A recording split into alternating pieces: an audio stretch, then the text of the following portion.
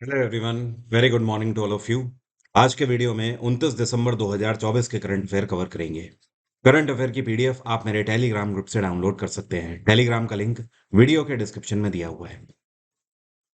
Video में पहले कल के क्वेश्चन की बात करेंगे। कल मैंने आपसे इंडस वैली सिविलाइजेशन से क्वेश्चन पूछा था।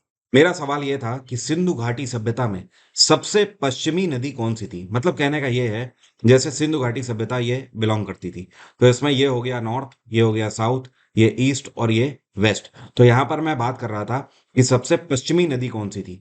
तो इसका सही आंसर है, ये है दास्त नदी। अब ये दास्त नदी कहां पर पड़ती है, तो एग्जैक्टली अगर देखूं तो यहां पर मैं मैप बना देता हूँ। ये भारत का है, ठीक है। और इस तरीके से सिंधु घाटी सभ्यता बसी हुई थी, ऐसे करके। तो सबसे उत्तर की अगर बात करें तो यहाँ पर चिनाब नदी बहती है। ये जम्मू कश्मीर वाला रीजन है। अगर आपसे पूछा जाए सबसे पूर्व में कौन सी नदी थी, तो आपका आंसर होगा हिंडन नदी। इसी तरीके से दक्षिण में पूछा जाए तो इसका आंसर होगा गोदावरी। गोदावरी सबसे दक्षिणी नदी थी सिंधु घाटी सभ्यता की।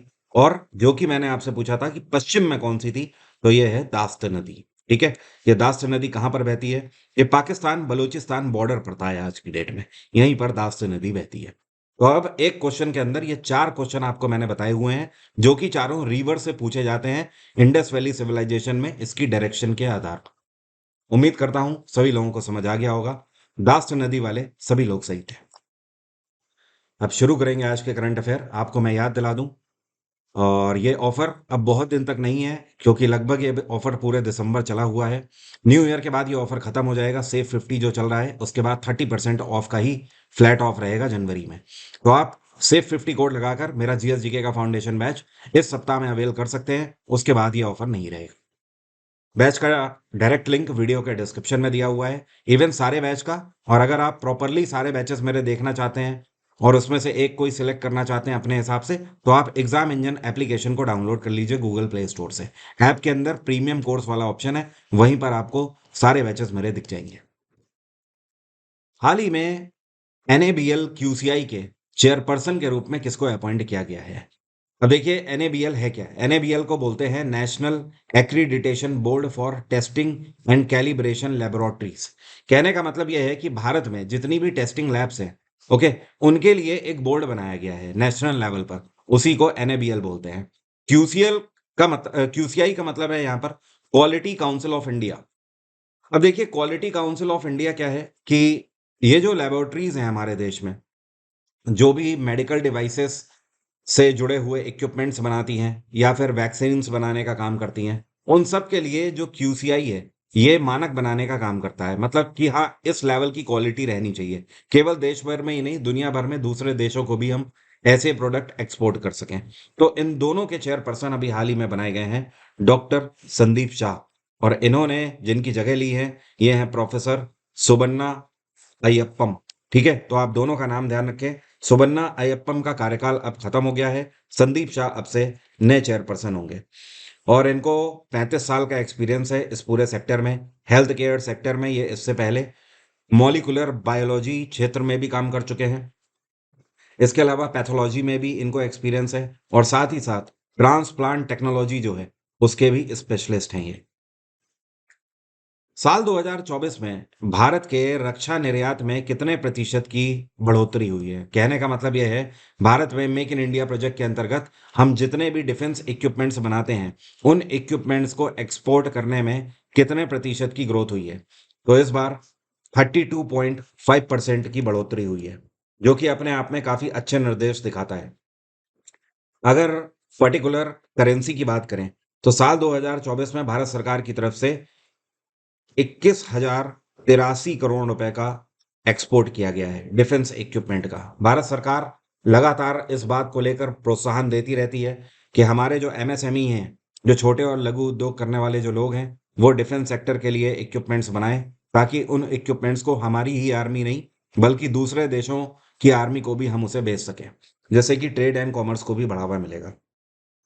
बाय द वे, 2024 में जितना भी एक्सपोर्ट ये हुआ है 21,083 करोड़ का, इसमें से 60% का कंट्रीब्यूशन प्राइवेट सेक्टर ने दिया हुआ है, और 40% का कंट्रीब्यूशन पब्लिक सेक्टर यूनिट के द्वारा दिया गया है। मतलब ऐसी संस्थाएं जो कि भारत सरकार के अंतर्गत आती हैं, 40% कॉन्ट्रीब्यूशन उनका है और प्राइवेट सेक्टर कॉन्ट्रीब्यूशन 60% है।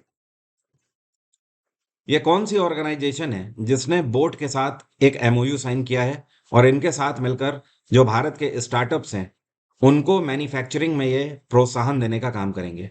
बाय द वे मैं आपको बता दूं, ये बोर्ड के चेयरपर्सन है अमन गुप्ता। इनको आपने देखा होगा शार्क टैंक में भी, काफी फेमस हुए थे वहां पर भी ये। तो बोट इन्हीं की कंपनी है जो कि स्पीकर बनाने का काम करते हैं और मोबाइल के लिए हेडफोन्स बनाते हैं। तो इनके साथ भारत सरकार के डीपीआईआईटी ने पैक्ट साइन किया है। डीपीआईआईटी का मतलब क्या है? इसको बोलते हैं department of promotion of industry and internal trade. Bharat सरकार का ये जो विभाग है, इसका मेन उद्देश्य ये है कि जो लोग छोटे और लघु उद्योग से आते हैं, मतलब जो स्टार्टअप्स हैं, उनको प्रोत्साहन दिया जाए। अगर उन्हें ट्रेनिंग की ज़रूरत है मार्केट लेवल की, तो उन्हें ट्रेनिंग भी प्रोवाइड कराई जाए। तो कहने का मतलब यह है कि डीपीआईआईटी का कहना है कि अब बोट इनको, ये जो नए स्टार्टअप्स मार्केट में आ रहे हैं, उनको भी ट्रेनिंग देने का काम करेंगे ताकि ये स्टार्टअप्स अपनी तरफ से भी इनोवेशन करके नए नए प्रोडक्ट मार्केट में ला सकें। बोट जो कंपनी है, साल 2016 में इसकी स्थापना करी गई थी। इसके चेयरपर्सन है अमन गुप्ता और इसका हेडक्वार्टर है मुंबई। हाल ही में रिजर्व बैंक ऑफ इंडिया के द्वारा एक कमेटी का अनाउंसमेंट किया गया है। मतलब आरबीआई का कहना है कि एक कमेटी बनाई जाए और यह committee reserve bank of India के लिए आर्टिफिशियल इंटेलिजेंस फ्रेमवर्क बनाकर देगी। तो इस कमेटी का नाम रखा गया है फ्री एआई। क्या नाम रखा गया है? Free AI. अब देखिए, रिजर्व बैंक ऑफ इंडिया ये चाहती है कि एआई फ्रेमवर्क एक स्पेशली हमारे लिए डिजाइन किया जाए। आज की डेट में जितने भी दुनिया भर के सेंट्रल बैंक्स हैं, उनमें अपने आप में प्रतिस्पर्धा रही है। पिछले साल की अगर रैंकिंग देखें तो reserve bank of India top 10 में रहा है पूरे दुनिया भर के सेंट्रल बैंकों में। फाइनेंस टेक्नोलॉजी के क्षेत्र में आज की डेट में आप देख ही रहे हो, आर्टिफिशियल इंटेलिजेंस का यूज हो रहा है। आप किसी भी बैंक की वेबसाइट पर जाइए, वहां पर आपको एआई वाला चैटबॉट मिलेगा। इतना ही नहीं, आप बैंक में कॉल करिए तो सबसे पहले एआई बेसिस पर ही आपकी वॉइस रिकॉर्ड होती है और उधर से रोबोट बोलता है। अपार्ट फ्रॉम दिस, आप बैंकों में जाएं तो आपको पैसा जमा करने के लिए भी वैसे ही इक्विपमेंट मिलेंगे। तो रिजर्व बैंक ऑफ इंडिया अब चाहता है कि केवल नेशनल लेवल पर ही नहीं, वर्ल्ड लेवल का एआई फ्रेमवर्क एक क्रिएट किया जा सके, जिससे कि केवल हम अपने ही फाइनेंस टेक्नोलॉजी को बढ़ावा ना दें, दुनिया भर के और भी सेंट्रल बैंक्स को हम बढ़ावा दे सकें और लीड कर सकें और अपने साथ बिजनेस को जनरेट कर सकें। रिजर्व बैंक ऑफ इंडिया की स्थापना 1935 में करी गई थी। इसका हेडक्वार्टर है मुंबई और आरबीआई के इस टाइम पे गवर्नर हैं, ये हैं कौन? संजय मल्होत्रा। कौन है? संजय मल्होत्रा। हाल ही में नए गवर्नर बने हैं और ये आरबीआई के 26वें गवर्नर हैं। इन्होंने शक्तिकांत दास की जगह ली है। भारत सरकार के नेशनल ई गवर्नेंस डिवीजन ने कौन से संस्थान के साथ पैक्ट साइन किया है और इनके साथ मिलकर ये भारत के मैरीटाइम सेक्टर को ट्रांसफॉर्म करेंगे? मतलब भारत का जो मैरीटाइम सेक्टर है उसको काफी तेजी से बदला जाएगा और आज के हिसाब से अपडेट किया जाएगा। तो ये है आईपीए, जिसको बोलते हैं इंडियन पोर्ट्स एसोसिएशन। भारत में जितने भी मेजर पोर्ट्स हैं वो सब मेंबर हैं इंडियन पोर्ट्स एसोसिएशन के। आप ऐसा समझ सकते हो, भारत के जितने भी बंदरगाह हैं उन सब के लिए आईपीए ही मानक बनाने का काम करता है।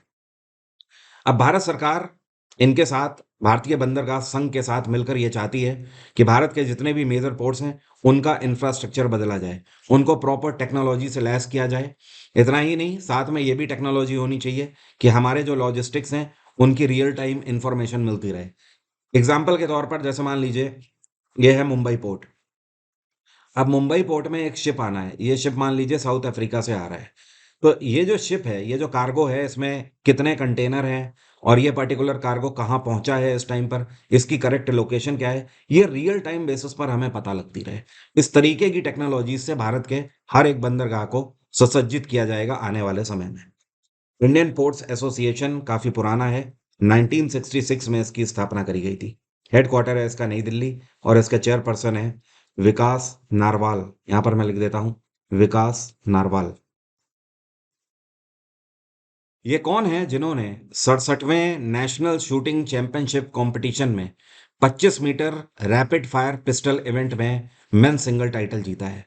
तो जो आपको पिक्चर में दिखाई दे रहे हैं, ये हैं विजय वीर सिद्धू। इन्होंने इस बार ये टाइटल जीता है और पेरिस ओलंपियन भी हैं। इस बार के पेरिस ओलंपिक्स में भी विजय वीर सिद्धू ने हिस्सा लिया था। तो नंबर 1 पे ये रहे, गोल्ड इन्होंने जीता है। और नंबर 2 पे जो हैं, ये जो आपको दिखाई दे रहे हैं, इनका नाम है गुरप्रीत सिंह। ये आर्मी से बिलोंग करते हैं, ये नंबर 2 पर रहे हैं। और तीसरे नंबर पे ये जो आपको दिखाई दे रहे हैं, इनका नाम क्या है? तो इनका नाम है शिवम शुक्ला। इनका नाम भी आप ध्यान रखें। ये इंडियन एयरफोर्स से बिलोंग करते हैं। इन्होंने ब्रॉन्ज मेडल जीता हुआ है। इस बार की जो नेशनल शूटिंग चैंपियनशिप कंपटीशन है, इसका आयोजन डॉक्टर करनी सिंह शूटिंग रेंज में किया गया है। करनी सिंह शूटिंग रेंज कहाँ पड़ती है? ये नई दिल्ली में पड़ती है। तो टॉप 3 आप ध्यान रखें, तीनों इसमें फ्रेम है। हाल ही में कौन सी ऑर्गेनाइजेशन है जिसके द्वारा भारत में पहली बार अंडर ग्रेजुएट्स के लिए एक प्रोग्राम लॉन्च किया गया है क्वांटम टेक्नोलॉजीज को लेकर? तो ये है AICTE। आपको पता ही है, आज की डेट में पूरे भारत भर में कोई भी शिक्षा से जुड़ा हुआ संस्थान है, वो AICTE से अप्रूव होना चाहिए। अगर वो AICTE से अप्रूव नहीं है, तो फिर उसकी मान्यता नहीं होगी और सरकार उसे ब्लैक लिस्टेड कर देती है। अब AICTE ने एक नया प्रोग्राम लॉन्च किया है क्वांटम टेक्नोलॉजी को लेकर। AICTE का कहना है कि ऐसे स्टूडेंट्स जो कि अभी ग्रेजुएट नहीं हुए हैं, या फिर ग्रेजुएशन में पढ़ रहे हैं, या फिर 10th 11 या फिर 12th में पढ़ रहे हैं, उनको भी क्वांटम टेक्नोलॉजी से जुड़े हुए कई सारे कोर्स प्रोवाइड किए जाएंगे। माफी चाहता हूँ। उन कोर्स के अंदर क्रिप्टोग्राफी, क्वांटम सेंसिंग हो गई, और क्वांटम डिवाइसेस और मटेरियल्स के बारे में जानकारी, क्योंकि आने वाले समय में जो कुछ भी है वो सब टेक्नोलॉजी बेस्ड ही है। एक और सबसे बड़ी शिकायत रहती है स्टूडेंट्स की, और पुराने टाइम से एक बहुत बड़ी शिकायत है, कि हम पढ़ाई तो कुछ और करते हैं, लेकिन जब हम मार्केट में जाते हैं नौकरी लेने के लिए, तो वहाँ का काम बिल्कुल डिफरेंट होता है। क्वांटम टेक्नोलॉजीज उस चीज़ को भरने का काम करेगी, उसको पैच करने का काम करेगी।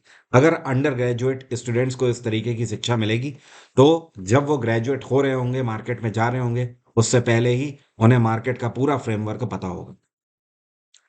AICTE की स्थापना 1945 में करी गई थी।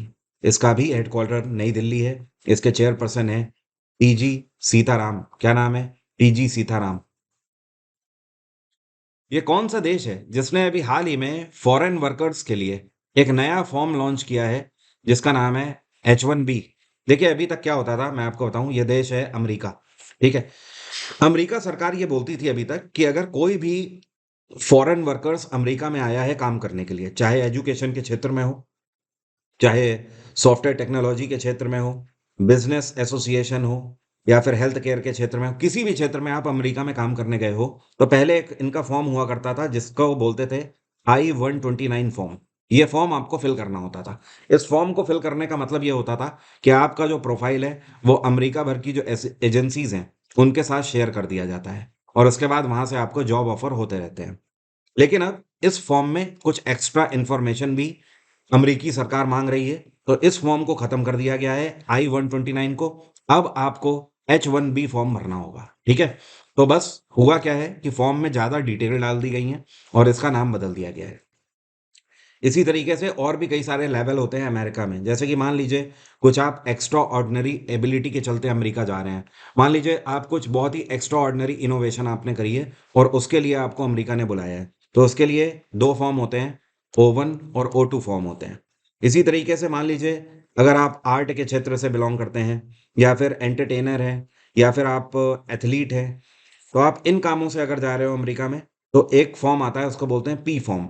तो ये फॉर्म कौन कौन से हैं, ये सब मैंने PDF में आपको क्लियरली दे दिया है। PDF से आप एक बार जरूर देख लीजिएगा। ये कौन से दो संस्थान हैं जिन्होंने एक पैक्ट साइन किया है, और इनके MOU के अंतर्गत नॉर्थ ईस्ट रीजन में जितना भी रेलवे ट्रैक है उन सबको बढ़ावा दिया जाएगा और उनके इंफ्रास्ट्रक्चर को दुरुस्त किया जाएगा। तो ये दो ऑर्गेनाइजेशन है, एक तो है नॉर्थ ईस्ट फ्रंटियर रेलवे और दूसरा है IR कॉन। यहाँ पर IR कॉन का मतलब है Indian railway construction international limited. तो इन दोनों ने मिलकर यह पैक्ट इसलिए साइन किया है कि भारत के जितने भी उत्तर पूर्वी राज्य हैं उन सभी राज्यों में रेल का इंफ्रास्ट्रक्चर बेहतर किया जाएगा। इन दोनों का MOU ये टारगेट लेकर चल रहा है कि जून 2025 तक नॉर्थ ईस्ट रीजन में 425 किलोमीटर के रूट्स को और बेहतर बनाया जाएगा रेलवे ट्रैक्स के फॉर्म में। वैसे भी आपको पता होना चाहिए, नॉर्थ ईस्ट रीजन में रेलवे ट्रैक्स बहुत कम है। IR कॉन जो है, इसकी स्थापना 1976 में करी गई थी। इसका हेडक्वार्टर नई दिल्ली है और चेयरपर्सन है हरि मोहन गुप्ता। कौन है? हरि मोहन गुप्ता। क्या आप जानते हैं, अभी हाल ही में हरि मोहन से मुझे याद आया, आपको याद दिला दूं फिर से। वैसे मैंने आपको पढ़ाया हुआ है। अभी कुछ टाइम पहले ही दिल्ली हाई कोर्ट के नए चीफ जस्टिस कौन बने हैं? तो ये हैं कौन? जस्टिस मनमोहन। कौन है? जस्टिस मनमोहन। हाल ही में ओमकारेश्वर फ्लोटिंग सोलर प्रोजेक्ट का उद्घाटन कौन से राज्य में किया गया है? तो इसका इनॉग्रेशन मध्य प्रदेश के खांडवा में किया गया है। ये जगह कौन सी है? मध्य प्रदेश का खांडवा। और स्पेशली प्रधानमंत्री नरेंद्र मोदी इसके उद्घाटन के लिए गए हुए थे। अब ये जो फ्लोटिंग सोलर प्रोजेक्ट है, फ्लोटिंग का मतलब क्या होता है? तैरता हुआ, ठीक है। मतलब पानी में सोलर प्रोजेक्ट स्थापित किया गया है। अब इसकी खास बात क्या होती है, देखिए, जैसे कि कोई तालाब है या कोई नदी है, उसके ऊपर मान लीजिए सोलर पैनल्स ऐसे लगा दिए गए। ओके, ये सोलर पैनल्स लगे हुए हैं ऐसे करके। तो अब इसका फायदा क्या है? इसके दोहरे फायदे होते हैं। पहली चीज तो ये कि जमीन, ऑब्वियस सी बात है, लिमिटेड है, तो एक्स्ट्रा जमीन नहीं घेरनी पड़ रही है। दूसरी चीज ये, दूसरा फायदा है कि सोलर एनर्जी तो मिल ही रही है। और तीसरा एक और फायदा है कि पानी इसके नीचे हो जाता है, जिसकी वजह से डायरेक्ट धूप के कांटेक्ट में नहीं आता है और वाष्प बन के हवा में उड़ नहीं पाता है, जिसकी वजह से नदियों में पानी भी रहता है। तो ये खास बात है फ्लोटिंग सोलर प्रोजेक्ट्स की। भारत सरकार अब बहुत तेजी के साथ जो सोलर प्रोजेक्ट स्थापित कर रही है, कोशिश हमेशा रहती है कि वो पानी के ऊपर ही स्थापित किया जाए, जिससे कि पानी भी हम लोग बचा लेते हैं। ध्यान रहे, भारत सरकार 2070 तक कार्बन न्यूट्रल करना चाहती है भारत को। ये टारगेट लेकर चल रही है।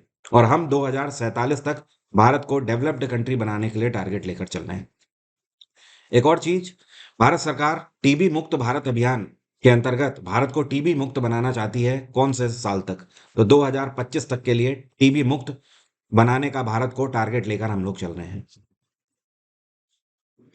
हाल ही में 15वें फाइनेंस कमीशन के द्वारा राजस्थान के लिए कितनी धनराशि आवंटित करी गई है?